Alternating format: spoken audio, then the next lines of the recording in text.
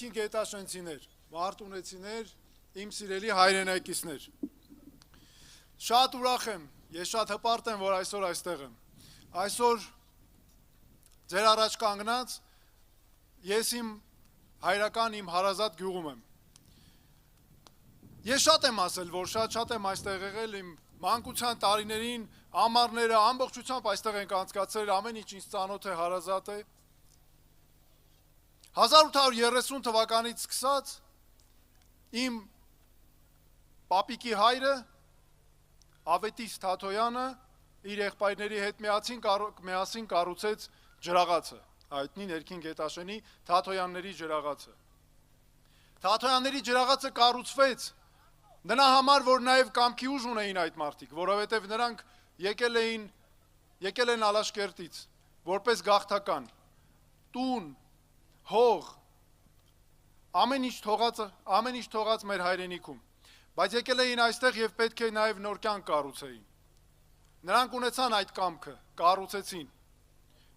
Այդ ջրաղացը երբեք չի կանգնել։ Չի կանգնել պատերազմների ժամանակ, չի կանգնել սովի մթության ժամանակ, չի կանգնել դժվարությունների ժամանակ։ Ինչու չի կանգնել, որովհետև իմ պապի հայրը Ավետիսը ուներ պատասխանատվություն։ Մենք բոլորս ունենք այդ պատասխանատվությունը։ Երբ ես մտնում եմ այդ ջրաղաց, այնտեղ գրված է առաջինը նրա անունը։ Հիմա իմ հորեղբայրներն են փառք ու պատվով առաջ տանում։ Այնտեղ գրված է նրա անունը։ Բայց երբ ես մտածում եմ, այդ անունը գրված է ոչ թե փառքի համար, այդ անունը գրված է որպես պատասխանատվություն։ Պատասխանատվություն, որ հաջորդ սերունդների համար է դա պետք։ Նրանք չեն ճանաչել մեզ։ Նրանք չեն ճանաչել իրենց հաջորդ սերունդներին, բայց նրանք արել են դա հանուն իրենց սերունդների, հանուն իրենց երկրի։ Սիրելի ներքին գետաշենցիներ, սիրելի մարտունեցիներ։ Ներքին գետաշենը, մարտունեցիները քարից հաց քամող ժողովուրդ են, և ես երբ լինում եմ այդ ջրաղացում, հենց դա էլ տեսնում եմ, ուղղակի բառի ամենաիսկական իմաստով։ Բայց մենք պետք է լինենք այնպիսի պետություն, որը ոչ միայն հիմնված է մարդկանց հերոսությունների, մարդկանց ուժի վրա, այլ ինքն է նաև ուժ տալիս մարդուն, որովհետև միայն այդպես մենք կարող ենք հասնել մեր նպատակներին։ Մեր ամեն մի մարզ, գյուղ, շրջան ունի իր խնդիրները։ Մարտունին մեր այն տեղերից է հատկապես իմ սիրելի հարազատ գյուղը Ներքին գետաշենը, որտեղ մարդիկ, մեր երկրում ցավոք սրտի այդ շատ ենք մենք, որտեղ մարդիկ ստիպված են գնալ Ռուսաստան, էլի մյուս երկրներ, որպեսզի գումար աշխատեն, աշխատատեղ լինի, բերեն իրանց ընտանիքները պահեն։ Մենք դա հասկանում ենք, և դա շատ կարևոր եկամտի աղբյուր է, բայց նաև ապրուստ ունենալու աղբյուր է։ Բայց ինչի պետք է այդպես լինի, մենք պետք է ունենանք մեր աշխատատեղերը, մեր աշխատանքի հնարավորությունները մեր երկրում, Հայաստանում, Մարտունիում, Ներքին գետաշենում։ Մենք ամբողջ աշխարհով աշխարհասփյուր ժողովուրդ ենք։ Մենք ուժեղ, զորեղ ժողովուրդ ենք և մենք ամեն տեղ ունենք մեր հնարավորությունները։ Ես պատկերացնում եմ, որքան մենք կարող ենք անել, որպեսզի եթե մենք լինենք համախմբվենք և բոլորով միասին ոտքի կանգնացնենք մեր երկիրը։ Բայց Հայաստանից գնալով, ամբողջ տարի գրեթե չլինելով գյուղում, գրեթե չլինելով իր քաղաքում, մենք թողնում ենք մեր տները, մեր կանայք ինչ են անում ամբողջ տարվա ընթացքում, կատարում են տղամարդու գործ, կնոջ գործ, տան հետ, հողի հետ, ամեն ինչ անում են մեր կանայք, մեր հերոս, բայց ինչի, որովհետև ստիպված, նրանք էլ հասկանում են, ընտանիքը բաժանվել է երկու մասի, այս է, որ մենք նաև պետք է լուծենք, նման մեր պետք է բոլորով միասին հնարավորություն ունենանք զարգացնելու, առաջ տանելու մեր երկիրը։ Ես նաև տեղակ եմ հենց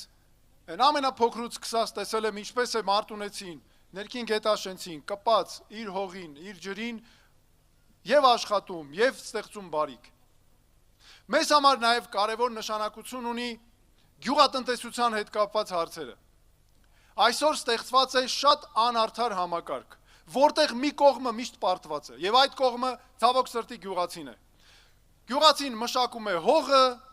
բայց չգիտի այդ հողից ինչ գումար է ստանալու։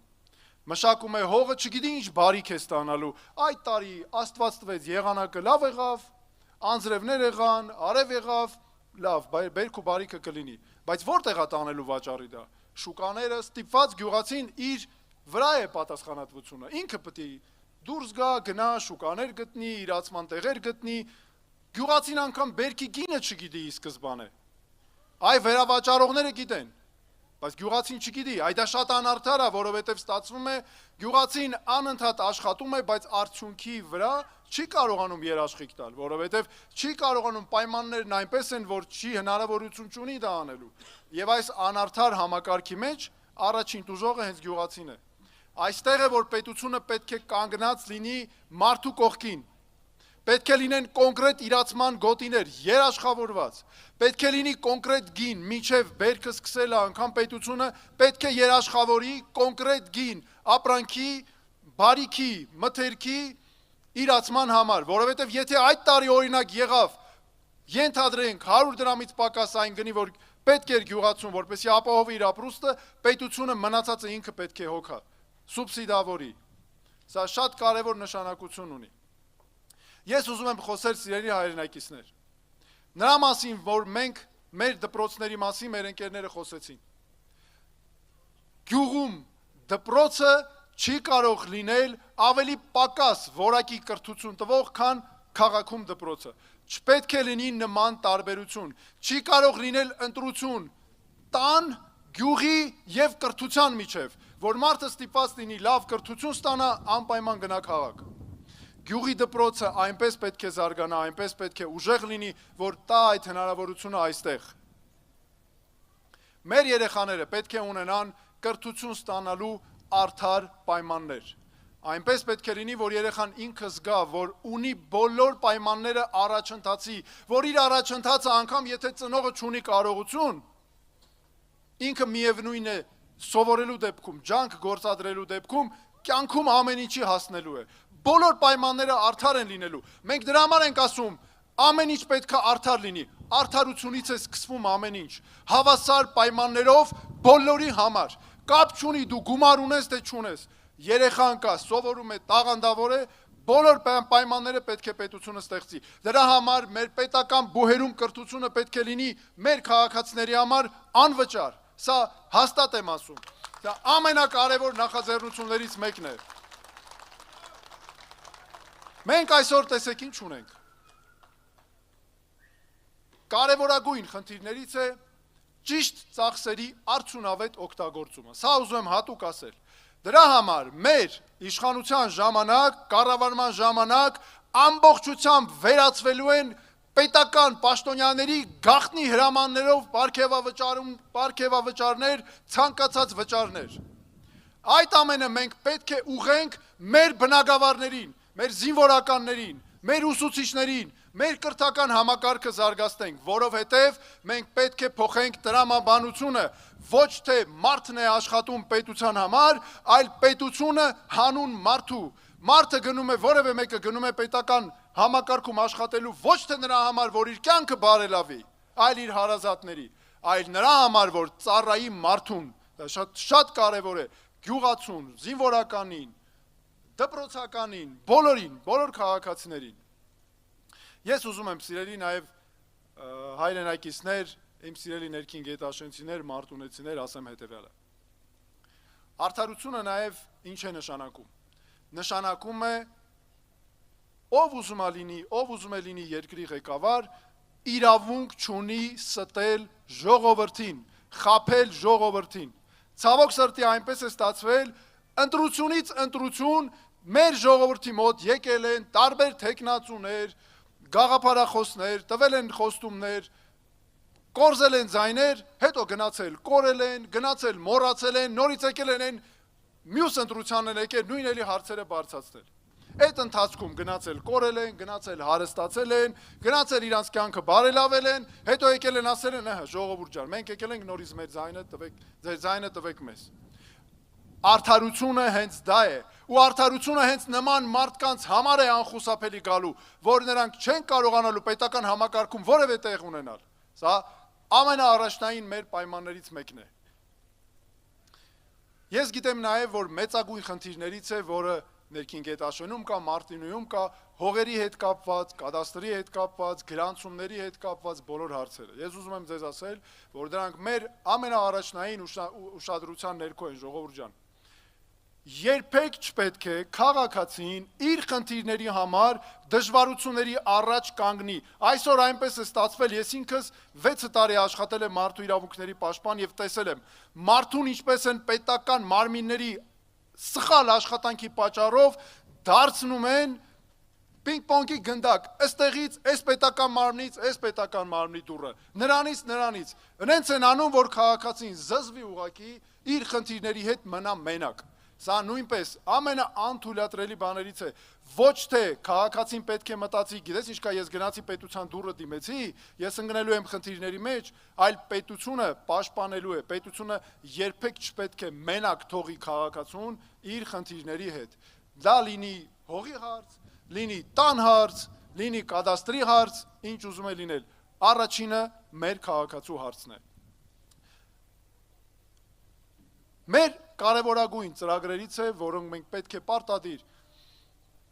մեր կառավարման ժամանակ անմիջապես կյանքի կոչենք, մեր կրթության բնագավառում, առողջապահության բնագավառում հստակ համակարգեր նախատեսելն է։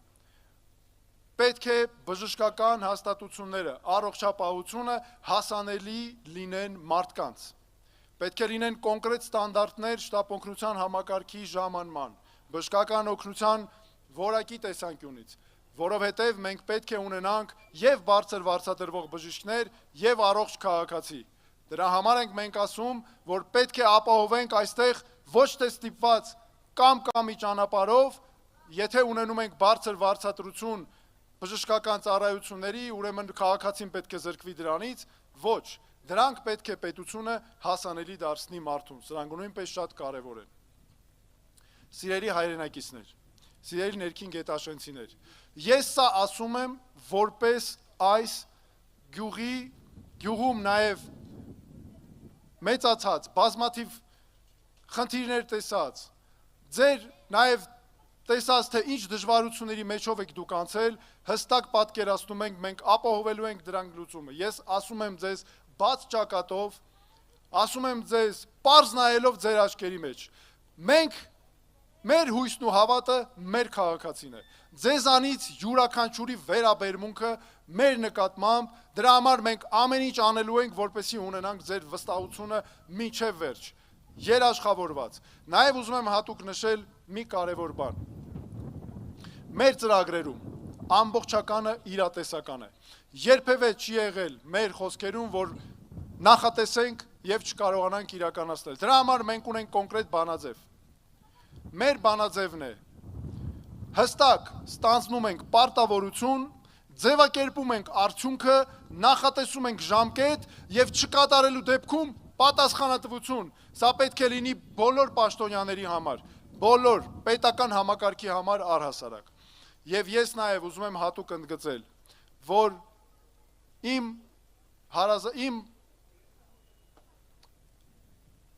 ազգականները, իմ պապիս հայրը, իմ հորեղբայրները, ջրաղացից սկսած, մեր մեջ սերմանել են պատասխանատվություն, եւ դա այստեղ ես տեսնում եմ հիմա ձեր մեջ, մշտապես դա մեզ ուղեկցում է, եւ ես այստեղ եմ ասելու, որ մենք գալիս ենք բերելու համար նաև այդ պատասխանատվությունը։ Ես ուզում եմ շնորհակալություն հայտնել, որ դուք մեզ ընդունեցիք այսքան ջերմ։ Մենք հետևողական ենք լինելու մինչև վերջ, որպես անկախ քաղաքական նախաձեռնություն, անկախ քաղաքական ուժ։ Մենք չենք ուղղորդվում որևէ տեղից եւ շարժվելու ենք ու շարժվում ենք բացառապես մեր երկրի շահերով, Հայաստանի Հանրապետության շահերով։ Ես ուզում եմ շնորհակալություն հայտնել ձեզ եւ ուզում եմ նաեւ ասել, որ մենք պետք է ժողովուրդ ջան իրար մեջքի կանգնած, իրար թև ու թիկունք եղած անպայման հաղթահարելու ենք մեր խնդիրները։ Եվ որևէ մի հարցից չընկճվեք հանգար, ժողովուրդ ջան։ Կան բոլոր լուծումները, կան բոլոր մասնագիտական լուծումները։ Մենք լուծելու ենք բոլոր հարցերը։ Հայաստանի Հանրապետությունում չկա հարց, որ մենք մեր ուժերով չկարողանանք լուծել։ Սա նույնպես ուզում եմ հատուկ արձանագրել եւ շատ շնորհակալություն եմ ուզում հայտնել ձեզ, որ այսօր մեզ ընդունեցիք այսքան ջերմ։ Շնորհակալություն։